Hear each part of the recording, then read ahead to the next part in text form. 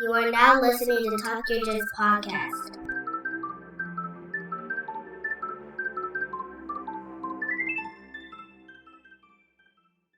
Hello and welcome to the Talk Your Jits podcast. This podcast is, as the name implies, all about jiu-jitsu. I'm your host, Lamar Smith. And today's guest is a brown belt who trains and teach at Fresh BJJ, located in St. Clair Shores, Michigan. Ladies and gentlemen, Zaid Beeai. How's it going, Lamar? How are you doing today? Good, man. How are you doing today, sir? Doing good. Good. First and foremost, man, I would like to thank you again for coming onto the podcast, man, sharing your experience with everybody. No problem at all, man. It's my pleasure. Awesome. But yeah, man, let's give the people what they want, man. The floor is yours. Go ahead and give us a trip down your jiu-jitsu journey. So yeah, I mean, I've been doing jiu-jitsu for, I'd say, about 8 years now. I started in my early 20s. I wrestled for a few years growing up, and then, I was trying to look for something to do after college. Found jiu-jitsu and kind of just instantly clicked. I think it's kind of similar to a lot of people. They just try it out and then it just clicks. It was something I wanted to do, and I've been doing it every day since that I can, regardless of the situation. I'm trying to put time in, trying to put work in, and yeah, I love it. Man. So you've been training at Fresh Jiu-Jitsu since you started training, or? Yeah, so I've been there since day one. Yeah, I've been training there. I've, cross-trained in a couple gyms here and there just to get extra work, but that's been my my home base since day one. So how has that been for you, like training wise, and now obviously been a teacher? So yeah, man, just kind of go in a little bit, if you can, go in a little bit more in depth about it. Yeah, I mean, it's fun. My school definitely would probably call it, a smaller school relative to other schools around the area, but it's a tough school. We got a lot of good guys in there, tough roles, tough classes in general. We got an instructor that really emphasizes that old school, smash pass jujitsu, pressure jujitsu, and Yes, it kind of falls right into right into my wheelhouse. That's my style. So, I think that's why I've stuck around there so long. It's just, I love the style, love my instructor. My training partners are great. And, I get great rounds every single time I go in there. It's just, it's a great school, So, yeah. I mean, as far as, teaching goes, I would say I've been doing it probably about, probably about 5 years now. Mm-hmm. Started off teaching kids for a couple of years as an assistant instructor, took over the program for a couple of years. And then probably about 2 years ago, I kind of stepped back from teaching kids. I just moved. I got married. So kind of, I appreciate it. So, I just, I didn't really, have as much time to dedicate to teaching kids with the times of the classes and all that kind of stuff. But, I'm still teaching adult classes, doing no-gi classes, a lot of that stuff. And yeah, that's something I've really enjoyed getting into and kind of delving into the last few years, is teaching and coaching and doing different things like that. It's really definitely up my wheelhouse for sure. Nice. And we're kind of on that same, started that same like instructor's journey. Like I started with the kids class, then kind of like been doing that for the past, I don't know, about 3-4 years now, give or take. At one point we didn't have kids class, but now we get picked back up. So I'm, help teach that, or I'll run the classes. But yeah, I'll do some of the adult classes as well. But so I guess when you went from like training to teaching, like how was that transition for you? I mean, there's just a lot of factors that going into teaching, who are you teaching, the type of student you have, understanding that, a big thing for me was kind of trying to gauge every student that I'm teaching and making sure I'm offering them the most efficient process of, a certain move, a certain technique, if they have certain issues training or health concerns or anything like that, kind of adjusting classes for them, understanding how to vocalize, certain steps and techniques, when to emphasize your voice. There's a lot that goes into teaching that I think some people don't realize, the communication aspect of it, and, making sure you have everyone's attention, all that kind of stuff, making sure there's order and, organization in the class. So I think that was the big thing for me, was learning that. But, working with kids, obviously, I'm sure, like, you have to be repeating yourself 3-4 times to make sure they're lining up, or Yeah. make sure they're getting a technique down, or, specific steps in a technique. So I think that definitely helped when I started jumping in and teaching adults and coaching and that kind of stuff. I already knew how to use my voice, and kind of went from there. But yeah, like I said, it was definitely, a smoother transition, I would say, going from teaching kids to adults than just kind of jumping in and teaching kids. When I took over that head role of teaching kids, head instructor role, it was kind of short notice. So there was a lot I had to kind of pick up.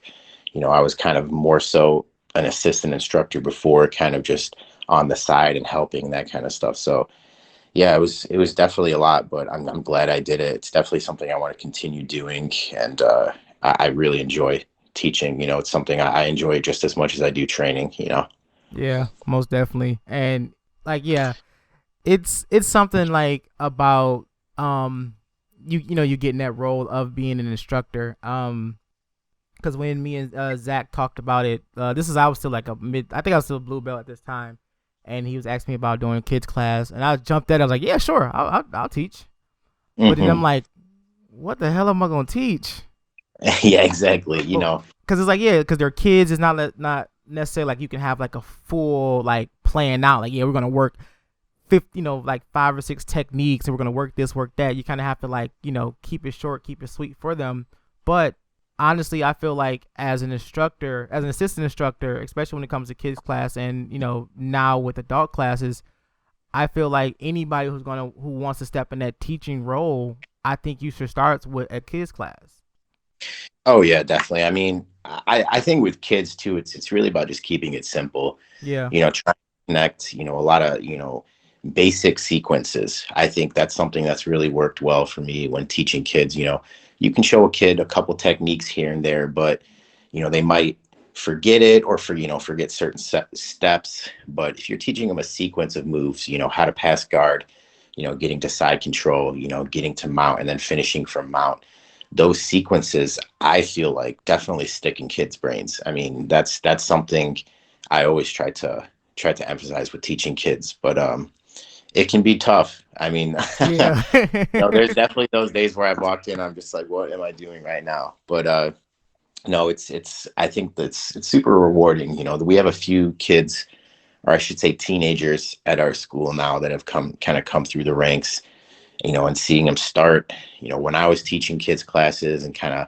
seeing them elevate to the point they're at now, 15, 16 years old, almost about to get their blue belts, and they're just, doing really well. Some of them competing, doing really well in competition too. So it's definitely rewarding seeing that, the time and effort you put into some of these kids, and seeing them really step up over the years. Yeah, it's such a humbling feeling, especially when you feel like you had your hand into, you had your hand in that with them Yeah, teaching, and obviously, like, the head instructor see that they're growing, and also that shows that you're growing as well, because you're able to not only, you're taking out your time, sacrificing your time to teach kids who can be a handful at time, but the fact that you're able to get them to sit down and learn these techniques yeah, and exactly. whatever. Because, for example, because you have a daughter, correct? Yes, I do. I have a 6-year-old. I have a That's 6 year correct. old.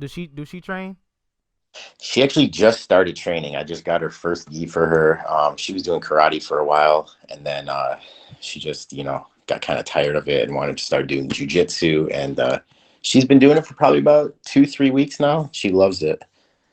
So okay, and that was gonna be my next thing, because my daughter, she just turned 7 a couple days ago, but she started training a few weeks ago, and I guess I can ask you this, because I don't know if she's in your kids class, but my daughter's in my kids class. Like, is it difficult, or has it been difficult for you to kind of like switch off daddy to become like Professor Zaid versus Daddy Zaid? Because I know I have that issue a lot. where I have that like try to find that balance of being like a dad but also being her instructor. Yeah, definitely. I mean, with me, the way I teach, I don't know. I guess some people have said it's kind of military. I just like a lot of organization. I want, there just to be efficiency of time. When you're there, I want to make sure that you're doing everything you can. And you're putting 100% in. Mm-hmm. So, and that's how it was with kids classes too. But with her, I'm obviously a little more delicate, because she's 6, and I don't want to, like ruin it for her, all of a sudden, just early on in her career. But I'm gradually kind of introducing her to stuff, not having her roll full on yet, kind of just trying to understand the movements and all that kind of stuff. But it can be difficult. It definitely can. But she's seen me teach and she understands how I teach. And so she kind of gets it. And when she's in class, she listens. She's enjoying it. So, I really haven't had too many issues with her at all with these classes so far, which is great. Yeah, that's awesome. Same, likewise here, man. When my instructor, he approached me, he was like, yeah, we know we're starting kids class again. Are you up to teach? I'm like, oh yeah, of course. That's a given. And I'm like, oh snap, my daughter's old enough to start training now. Cause she Oh like, yeah. there's been so many like there have been days where she'll come to training just obviously sit on the side to watch. But I'm like, okay, now she's able to like actually train. And I approached her with it like, hey, we're doing kids class in jiu-jitsu. You want to start? And she's like, yeah, Oh I'll yeah. go. So I was like, okay, cool. And man, just seeing her put on that gi for the first time, like Oh it was just like, oh, it's like this is so unbelievable. Like is yeah. this You're real life, man? But passing down the skills. yeah, definitely passing it down. And she took to it like so easily, man. She's very very smart. I'm not just saying it because she's my child, but because we have a few kids and they catch on as well. But her is like she remembers the our rules and principles. She understands them like the snakes and everything Yeah. else. And she definitely like she's a little bit hard on herself when it comes to certain things. Like she'll try a technique, or her and the kids might be playing around and she might try to do something we did in class, and like I could just see her on the sideline like, what's wrong? Like Yeah. the Yeah. technique didn't work. I'm like, it's okay. It's okay. Like Yeah. They want that instant gratitude. yeah, I'm like, but you have to. But that would be those moments where I kind of have to like, okay, do I decide to be her instructor or do I decide to be her dad? Because Yeah. me as a dad, I'm like, oh yeah, you got it. You give it your best shot, blah blah blah. But as an instructor, like, no, you have to continue to do this. You have to continue to rep. You can't just try it one time and then expect it to just succeed right off the bat, because no one is able to do that. Even me, Exactly. like I'm still working the simple, some of the basic stuff that we go over every single day. I'm still repping and working. Yes. Cause True. Yeah. like the kids would be like, "Oh, we know all we do is snakes," and I'm like, "Yeah, that's important. Yeah. Like that is Well, I very mean, important." and I think you see it too in adults also. I've definitely trained with some people and taught some people where they just wanted that instant gratification. They would just break down if they were doing bad in rolls after, just training 2 or 3 months, and, just trying to get them to understand that, like you're rolling with guys who have, 5, 6, 7, 8 years of experience. You can't expect to just jump out there and just do whatever you want. You're learning something completely new. Yeah, But I mean, see, you see it across the board. But with yeah, kids, it's, you just like I said, that's why some of them you just have to be kind of delicate with the process, kind of introducing them to jujitsu, so they kind of understand just the process. Getting to ranking up, getting to that point where you're a green belt, and then the process of getting a blue belt as a kid. It's a long process. It's definitely longer than most other martial arts. There is no kids black belt in Brazilian Jiu-Jitsu. nah, So, so I mean, I'm a fan of that too. I really like the belt system in Brazilian Jiu-Jitsu. So, that's one thing too. I was explaining it to my daughter, was like, it's going to be a process. It's going to be a journey. Don't expect to just get like, you're not going to be getting your black belt after a couple of years, you know. Right, you got a long way to go. Oh yeah, yeah. I just remember training with her and her just constantly telling me, it's like, okay, I got the basics. Now I want you to show me some black belt techniques. And I'm just like, well, black belt techniques is just, understanding the basics and mastering the basics and then, connecting things from there. And she kind of just looked at me. I'm like, yeah, you're six. Maybe you don't understand what I'm saying just yet. Let's go over our snakes a little more and let's go over our mount escapes, just our basic stuff. Right. Keep that right now. Cause it's funny because we literally just had this same conversation too about a few weeks ago, right before my brown belt test. We were talking and she was looking at her belt and then she was looking at my belt and she was like, Daddy, why is your belt purple? She's like, all I got is a white belt. I said, well, Daddy started as a white belt. And she's like, really? I was like, yeah, everyone starts as a white belt. She said, but I want a purple belt. I was like, well, you have to work for it. Exactly. And Yeah. then, that's when, my instructor walked past, like, well, he ain't gonna be purple for long. He just kind of said it in passing. And she's like, oh, you getting another belt? I was like, yeah, eventually I'll get, I was like, I'll be testing for my brown belt and eventually black and stuff like that. So I was like, Yeah. but if you want to get this, you have to train. Yeah. Like you have, you kind of have to give them like I guess all the flowers and rainbows, but still you still got to give them that storm talk. Like, hey, this may seem cool and all, but this ain't just given to anybody. Like you have to get out there and you have to work your butt off and you have to, put forth that effort. But Definitely. I think she sees it and understands it though. Most definitely. Oh yeah. After a little while, they start to gauge it and they start to get it. So with you said you tested for your brown belt recently. You guys have like a formal test for it, correct? You go through like a process for it. Yeah, I mean, I believe it's the same system. We Yeah. go over principles and rules, so many techniques from top and bottom, and then we do our self defense portion, and then our sports jujitsu at the end. Yeah. I tell people about that, and it's a lot of the white belts at our school. They don't realize that it's just not a common thing for a lot of schools to Yeah, test for it. I mean, I love it. I think just in general, the prep that you have to put into it, especially as you get, higher rank. Like my brown belt test, I think was about something around 4.5, 5 hours. ooh, So yeah, I mean, you just look at, the amount of techniques that you have to knock out, the self-defense portion, the rolling portion. It's just there's a lot that goes into it. And there's definitely people that come to our school, like colored belts that come to our school and they see these tests and they're just like blown away. They're just like, wow, I can't believe like you guys actually do this kind of stuff. But I really like it. I think it just like you said, with your school, I know there's a couple of other schools that kind of do it in the same process, but yeah, I think it's the best way to do it. Really just kind of push yourself to get that belt. So, regardless of what you're doing, it's just kind of showing your aptitude at that point before getting that belt. I think that's the best part.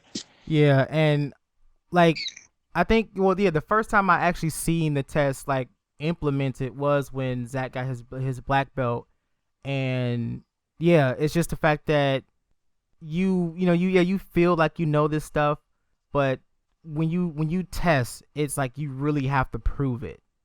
Like you really have Yeah, to go out there and you really have to put, you just have to lay it all out on line, because our test is designed to push you to to the bitter end. exactly. Yeah, And yeah, I like you said, it's one of the best things I've seen. I can't speak for other schools because I don't know their teaching requirements or anything like that. But I can only speak for the Moera system because that's what I train under. And yeah, the techniques is cool. But the part about the test that I really really love is that self defense portion, because yeah, I talk to other people and a lot of other schools don't teach self defense. They just teach like I don't want to say sports jujitsu or just a form of jujitsu, but no, we practice self defense. yeah, We treat it as what it's supposed to be, a self defense martial art. So we're going over how to defend yourself against punches and defend yourself against multiple assailants and stuff like that. Like, because if you can't apply this in a street fight, are you really learning jujitsu? exactly. Yeah, I mean that's what I think I really enjoy about it too, is just that aspect of it. When you look at our tests, having to do bat defense, knife defense, gun defense, and having to do that, like, striking portion, and just, controlling, containing your partners and your opponents. It just adds a lot to it. Like I said, it's key. You have to understand how to use it. I mean, real life situations, realistically, you're gonna be in those situations more than you might be in a competition situation. Yeah. Yeah. I mean, you know, that this when it's I always find it kind of funny when people say it's like street jujitsu relative to like sport jujitsu, because there's really not a difference. It's just like specific aspects of street jujitsu, like extra stuff we may be doing, where we're defending punches, or we're doing like self-defense, certain like specific classes to learn that gun defense, knife defense. But I mean, the actual jujitsu we're doing, it's the exact same. Right. Yeah, So cause for our test when we do like the one-on-one self-defense, it's strictly jujitsu. exactly. Obviously the other person able to strike, throw kicks, and everything else. We only have jujitsu, Yeah. and I don't know. It's just something about that portion, man. It really pushes you to that limit, cause as Mike Tyson says, everyone has a plan until you get punched in the face. Yeah. And if you can't think about your next move or your next action while someone is deliberately trying to knock your head off, you're not Yeah. really doing jujitsu. I mean, essentially, when you look at it too, it's just that self-defense portion, and even the sport jujitsu portion. They're just essentially shark tanks. You're just Oh running, yeah. and that's after running through, whatever it is, 2 hours of 2.5 hours of technique and that kind of stuff. I mean, the endurance aspect. When people ask me about the test, like, people at my school when they're trying to prep, I just tell them that I'm like, you need to make sure that your endurance is good and that you pace yourself during this test, because that's always the biggest thing. Like you said, these tests were made to kind of push you and to try to break you. Yeah. You know? So yeah, it's just intense. And as you get higher, the test gets longer. Yeah. But Yes. that's the toughest part. Just thinking about that. I remember for my brown belt test, I'm just like, damn, I do not feel prepared for this yet. But I mean, because it's a process. Like for me, you're talking 2-3 months at least of like strict training and preparation for these kind of tests. At least that's what I'm thinking. Like Yeah. extra training, 2 to 3 months of extra training to get prepped for these tests. So, it's definitely a process. And which is strange when you really think about it, because if you train as much as we do, you train in 3-4 days a week, and it's not like you're going to be doing anything different than what you're doing on doing on your test. But it's like, Mhm. as soon as you get that mentality of like, okay, I'm testing for my belt, everything just turns into a oh shit moment. Yeah, Like exactly. the stuff you can do every single technique blindfolded, but it's something about, you have this whole classroom, everyone eyeballs is on you. Even Yeah, though you're used to being a teacher and explaining everything, you're not doing anything different. You're breaking down your techniques. You're showing techniques from different positions. Nothing you don't do from any ordinary training day, but it's something about that testing day. It's like, what am I supposed to do? yeah. And I mean, it's just the abundance of techniques too, especially when you get to that brown belt level. You're talking, at least for our test, I think it's about 140 techniques that you're showing, Mm-hmm. like straight in a row. Yeah. So I mean, it's just remembering those techniques and then just pacing yourself, not running through them and just like gassing out in the first like 15-20 techniques. So yeah, I mean, it's it's definitely something you have to prep for. You can't just walk into something like that and think you're going to do well. That's Nah, for sure. not at all. Cause when I tested for my purple belt, when I tell you, Zay, I died at least about 3 times during that test, Yep. because it was right after COVID, so it wasn't like I was heavily training that much. But obviously Yeah, prior to that, I was training a lot. But then that couple weeks or that month or so where no gyms were open, so it was like everything just came to a screeching halt. And so it exactly. was like, okay, test time came. The technique portion, it was okay, but like, what by the time I got to, I think halfway through the technique portion, I was just gassed. I was like, Yeah. oh, this is bad. This is not going to end well. And then we get Well, to yeah, the you feel it in that technique portion. That's where you really hit that first wall, is that yeah, technique yeah. portion. Cause it's definitely a mental strain. Cause we have to do techniques from top, from side control. Well, that's considered top, but from top, having someone back, and turtle Yeah, and all these different positions. And yeah, like I said, granted.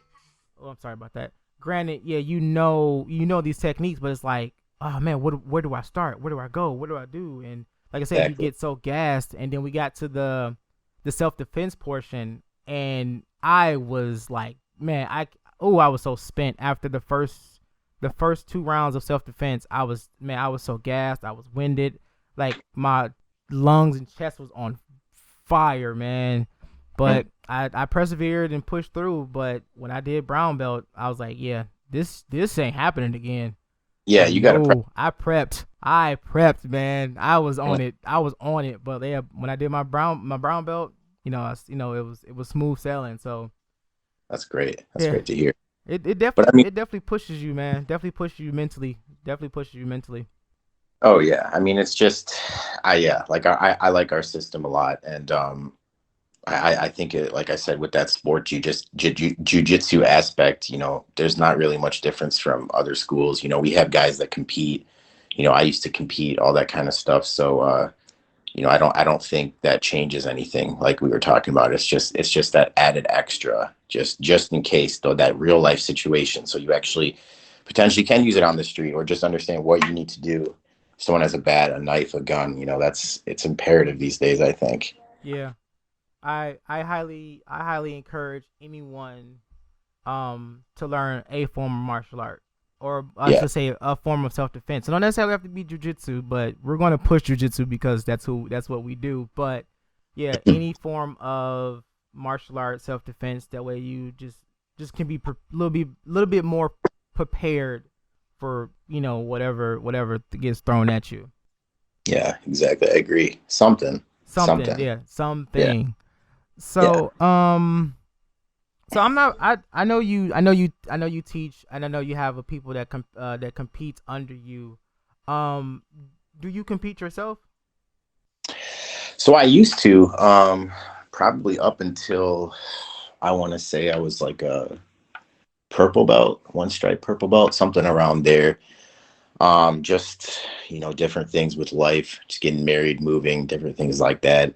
But I'm definitely looking to get back into it, relatively soon. Still putting in the same amount of work. It's just finding the right time to compete, that kind of stuff. And when the guys compete at our school, I'm usually the one that goes out and kind of coaches, and I really do enjoy that a lot. Just the prep for it too.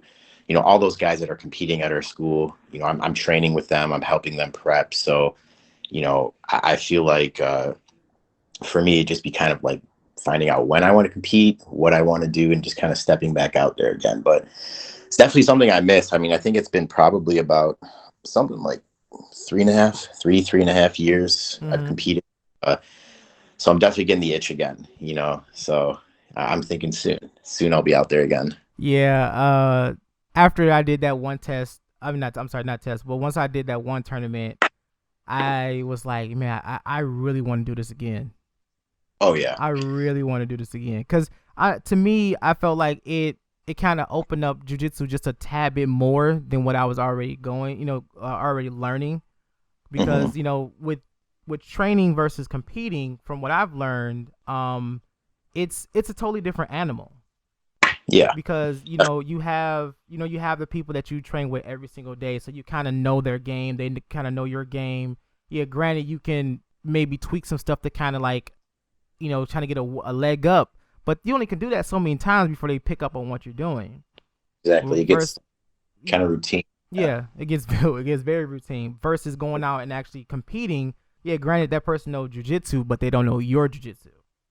So you exactly. Yeah, really have to be like, okay, I need to fine tune what I need. What I need and what needs to be done. Because when I did, like I said, when I did that first one, that was like literally my first tournament I've done, and the guy that I went with was a freaking monster. oh yeah, I remember. I was there watching that. That guy was a monster for Yeah, sure. I was like, oh my god, this dude was just so strong. But Yeah. he was no, but other than all, he was a very very cool guy. I got a chance to talk to him after our matches, and we just kind of like ran through what happened and everything else. Real cool experience. But it was something about that where, yeah, I could have gave up. I could have been like, man, my jiu-jitsu sucked. This dude tapped me twice, and so in like in quick succession. But nah, man. As soon as I got in the car and was driving home, I was ready to go back to the gym. Yeah, I was like, yeah, exactly. I'm I ready mean, to go back to the drawing board and figure this out.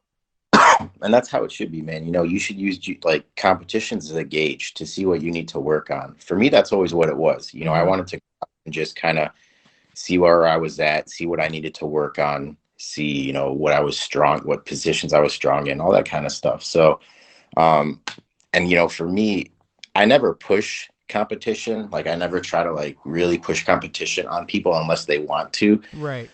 I always think you should at least try it a couple times, even if it's not your thing, just to kind of understand it, like the mentality of it. When you're rolling in class, you have a regular roll. It's a lot different than, even if you're just simulating a mock match. I was doing that a few weeks back with some of the white belts in one of my classes, and they were just like gassed after, and they're like, I don't get it. Like, why am I gassed? I'm like, I told you, man, it's a different mentality. You're thinking in a different mindset what you need to do. Like either you're thinking about points or just controlling positions, all this kind of stuff. It's definitely different, and I think people can benefit for sure, just at least a couple times in your career. Yeah. Yeah. And I'm that same way too. We have a couple people that um kind of like danced around the idea of competing. I just like, hey, you should try it. I'm not like, hey, you got to go out there and do it. Like, no, Yeah. I'm literally like, it's a fun experience. It's a very fun experience. It's an eye opening experience. Like I said, I encourage anyone who's training. You don't have to. It don't have to be a big stage tournament. You can always find a local or in-house tournament. A local tournament somewhere in your city and state to just kind of just go out there and just test your waters. Cause even in a classroom setting, like, yeah, we can set up an in-house tournament, right? Just for Exactly. people in our school, but you're not necessarily going to push yourself to that point, because this is your training partner, this is your family. You don't Yeah. necessarily don't hurt you don't want to hurt your family, so you still Hmm. kind of like, you're taking your foot off the gas. When you go Yeah. out there and compete, like, no, this person's trying to kill me, Yeah. so I need to get Exactly. them first. So It's a different mindset. it's a Yeah. totally So different, yeah, it's a totally different mindset. yeah, but I mean, I feel like for me, every time I've competed, I've come out of it, a better grappler, and just kind of, picking up things I need to work on. But yeah, that's why I'm getting the itch a little bit.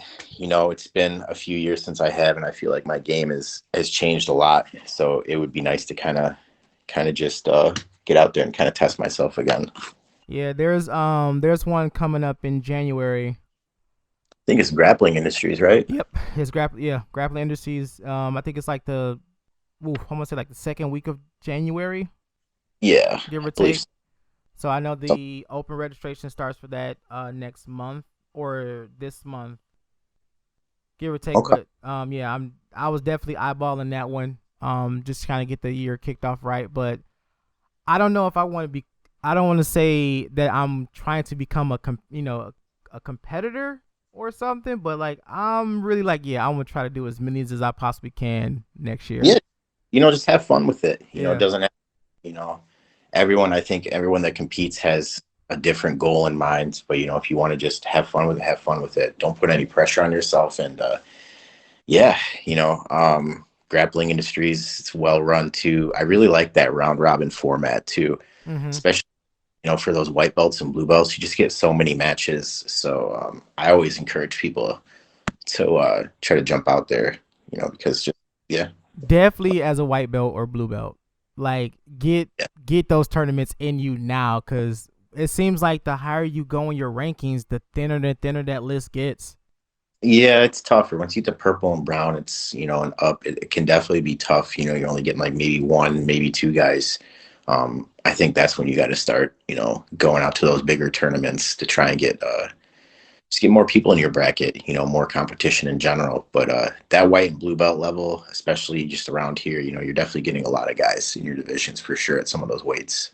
Yeah, because I was looking at the list when we did Tap Out Cancer, and I can't wait for them guys to come back around, because that was, the tournament itself was pretty cool, but the organization and everything they stand for was like, very, very awesome as well.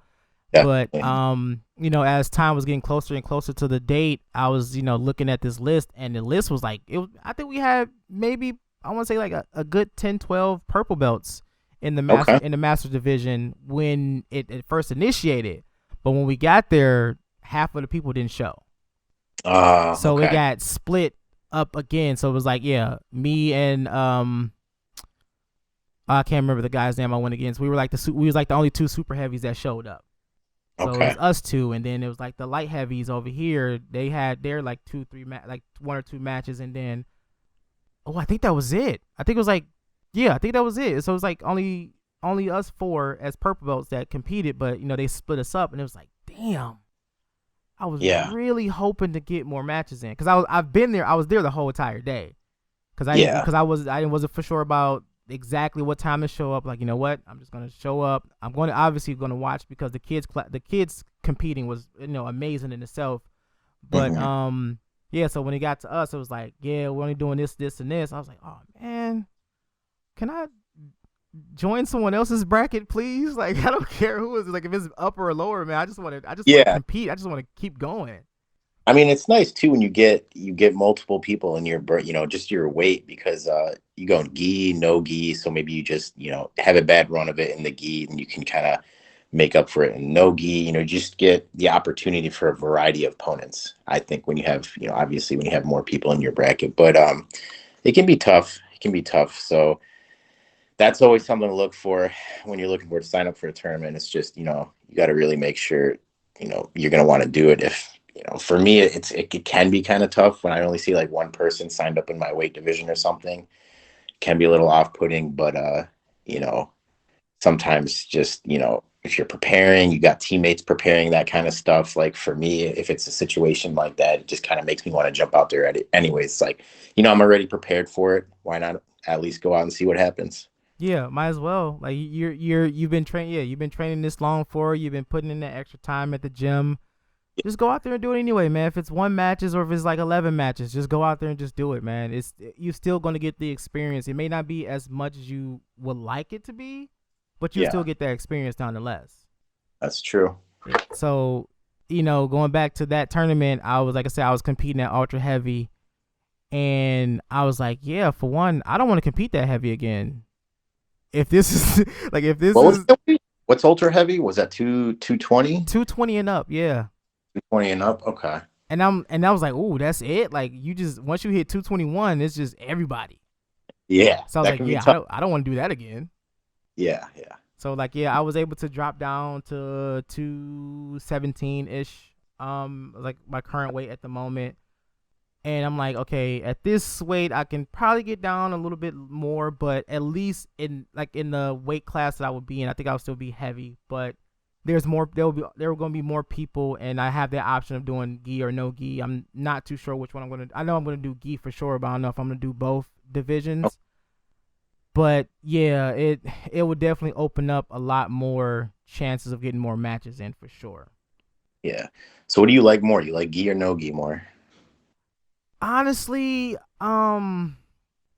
we're very gi dependent school, but on our open mats or some random classes, we'll do a no gi class or a no gi just open mat. And I'm really starting to fall in love with no gi. Yeah, I Like, definitely. you're fighting for grips and everything with with the gis on, but something about no gi, man, you just have to fine tune the technicality, man, to Yeah, really really get these finishes. it's definitely more movement, and thinking about other aspects of control. You got your gi, you have your grips and all that kind of stuff. So it's definitely easier to control, I feel like, Mm-hmm.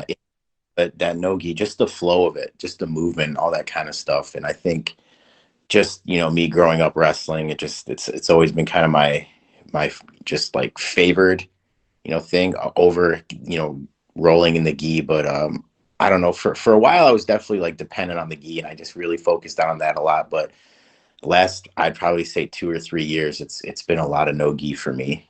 So it's something I'm trying to fine tune a little more. So yeah.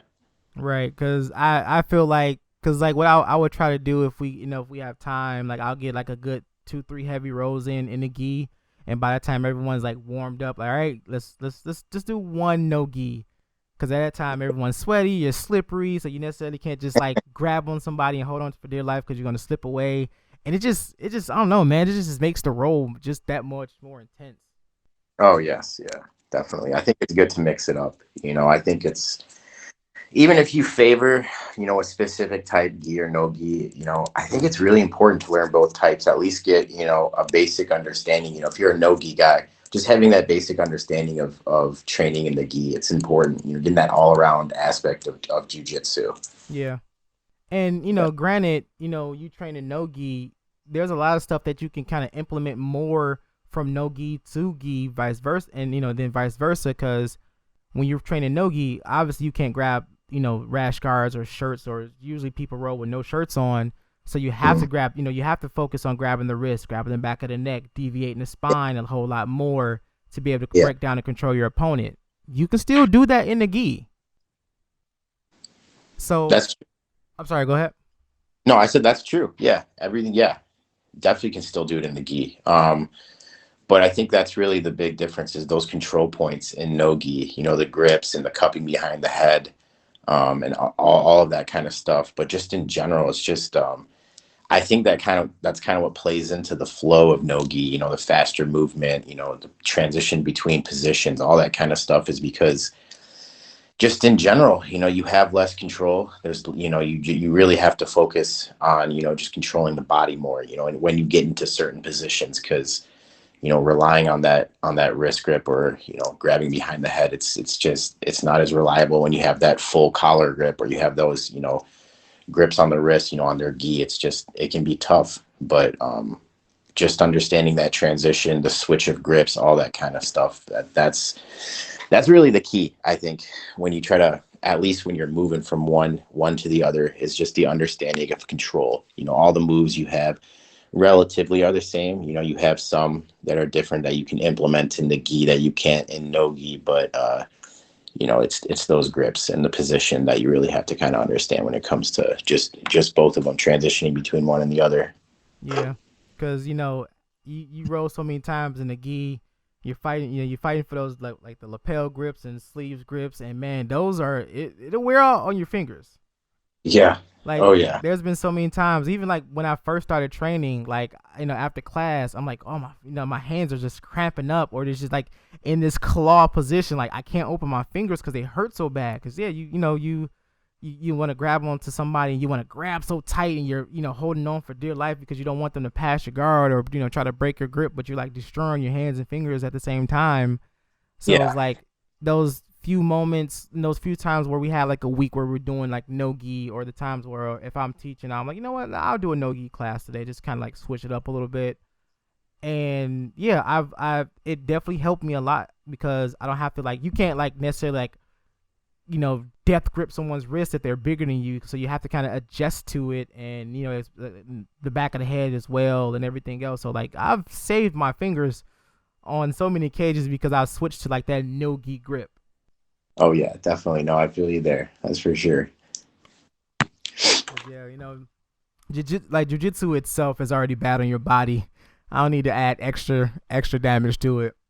Yeah, I mean, especially as you get farther along, there's definitely things you need to be adding to your schedule. For me, like yoga, just like an active stretching routine. I wouldn't say I'm old, but I mean I'm about 33, so I'm definitely feeling it a little bit. Yeah. So I'm definitely not able to just kind of walk in there and just go cold out there and just start rolling. There's definitely No. a whole end process of me warming up and stretching out before I'm jumping. That's for sure. Yeah, like when I get there, when I get to class, I got the kids class I'll teach, but that would be my warm up. Like I'm, mummifying my arms and wrists and ankles while I teach the kids class, and then I do my stretches, do a couple of snakes again to get my body warmed up, then get ready for class. But yeah, I envy those white belts or the younger guys that just come straight off the street into a gi and Yeah, just start ripping and rolling. I'm like, I hate y'all. yeah, Like I have wow, to warm this car up. Y'all just jump in and just drive off, man. yeah, oh yeah. Got some like younger 20-year-olds in our school that just yeah, I miss those days, but Yeah, definitely. But yeah, man. But if you have any questions for me, or if there's like you say you was talking about competing, so if you got any competitions you got coming up, or if you got any guys that's competing that's coming up, man, the floor is yours. Go on and plug the school and everything else. Yeah, I'd probably say we're looking at grappling industries coming up. There's definitely some white belts, a couple blue belts, maybe a couple purple belts that are looking to compete as well. But yeah, come on down to Fresh BJJ. We got classes 6 days a week. We're in St. Clair Shores. Very chill school, no egos there, no attitudes. I think that's one of the best parts of the school. Just Yeah. you can walk, kind of train, you just family from day one. So yeah, come on down if you're ever in the area between 8 and 9 Mile and Greater Mac. Yeah, definitely. I know. We need to get some more cross training between our schools, man, because we don't do that at all, and I think that's just something that we should sit down and talk about. Because I honestly do feel like cross training is a big thing that should be implemented a lot more in jiu-jitsu, especially when you have schools so close by each other. Yeah.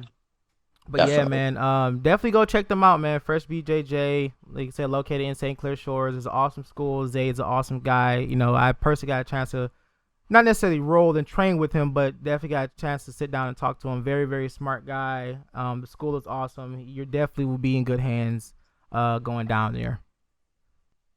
All right. Thanks, guys. I appreciate it. Thanks for having me on.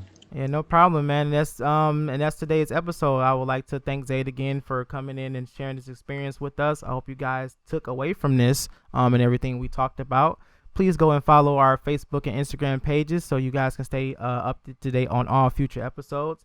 This has been Talk Your Jits podcast. Keep rolling, keep grinding, and remember, long live jiu-jitsu. Have a great day.